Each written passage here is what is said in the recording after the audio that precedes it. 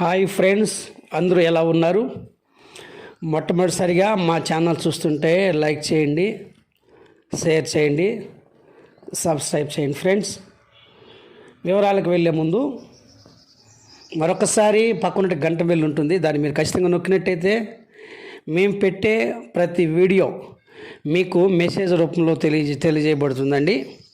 వివరాలకు వెళ్ళే ముందు మరి ఆంధ్రప్రదేశ్ రాష్ట్ర ప్రభుత్వము మహిళలకు అందరికీ గత మార్చి నెల మరి 7వ తారీఖున రిలీజ్ చేసినటువంటి వైఎస్ఆర్ చేయూత నిధి, ఇది చాలా వరకు అయితే చాలామందికి పడలేదండి. ఒక 70% పడలేదని తెలుస్తుందండి. 30% మాత్రమే చాలామంది ఖాతాలకి మరి అమౌంట్ డబ్బు జమ చేయటం జరిగిందండి.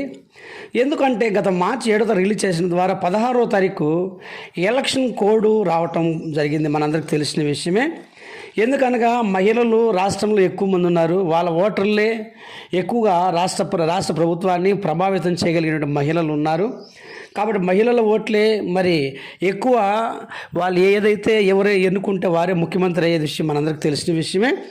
ఆ ఉద్దేశంతో రాష్ట్ర ప్రభుత్వము మరొకసారి ఎలక్షన్ కోడ్ ఉన్నప్పటికీ కూడా ఒకేసారి మరి వైఎస్ఆర్ చేయూత నిధులు కావచ్చు, రెండోది అగ్ర కులాలకు సంబంధించినటువంటి ఈబీసీ నేస్తం అనగా వారికి, అలాగే విద్యా దీవెన అనేటువంటి ఒక్కసారిగా రాష్ట్ర ప్రభుత్వం 3 రకాల పథకాలకి మరి బటన్ నొక్కడం జరిగింది.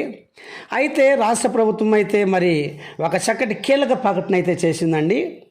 ఈ నెల 30వ తారీఖు నుండి మే నెల 5వ తారీఖు వరకు కూడా అందరి అకౌంట్లో మరి అమౌంట్ రిలీజ్ చేస్తామని మరి చెప్పడం జరిగింది.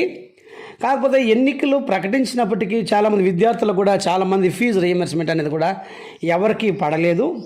అయితే ఎలక్షన్ కోడ్ ఉన్నప్పటికీ కూడా అయితే ప్రభుత్వము మరి మహిళలని ప్రభావితం చేసేటువంటి మహిళలకి ఓటర్లు ఎక్కువ ఉన్నారు కాబట్టి ఈ మూమెంట్లో కనుక డబ్బులు పడకపోతే ప్రభుత్వం కూడా చాలా దెబ్బతినేటువంటి అవకాశం ఉంది. కాబట్టి దాన్ని దృష్టిలో పెట్టుకొని మరి పడటానికి కూడా ఈ నెల మరి ప్రభుత్వం అయితే తెలియజేసిందంటే ఈ నెల 30వ తారీఖు నుండి కూడా మరి వచ్చే నెల మే 5వ తారీఖు వరకు కూడా ఈ యొక్క మరి 5 రోజుల్లో ఎవరి ఖాతాలు అయితే మరి ఈబీసీ నేస్తం అమౌంట్ అగ్ర కులాలకు సంబంధించిన ఓసీ మహిళలకు సంబంధించిన వారి ఖాతాల్లో కూడా డబ్బు జమ అవటం జరుగుతుందని తెలియజేశారండి.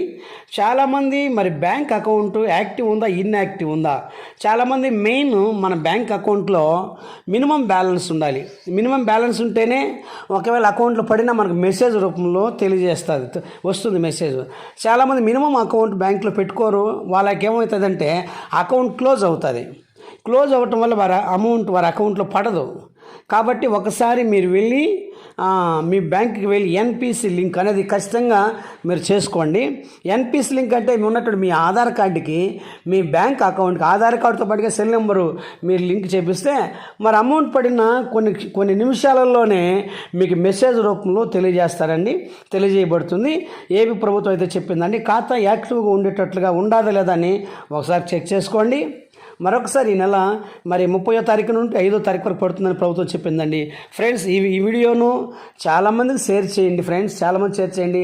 చాలామంది చూస్తున్నారు కదా, లైక్ చేయట్లేదు. లైక్ చేయండి, షేర్ చేయండి. ఫ్రెండ్స్, మరొకసారి రాష్ట్ర ప్రభుత్వం కానీ కేంద్ర ప్రభుత్వం కానీ పెట్టిన ప్రతి పథకాలు మీకు వివరిస్తుంటాను. ముఖ్యంగా మీ ఫ్రెండ్స్కి ఖచ్చితంగా మీ స్నేహితులకి అందరికీ కూడా మరి షేర్ చేయండి. Friends, thank you friends.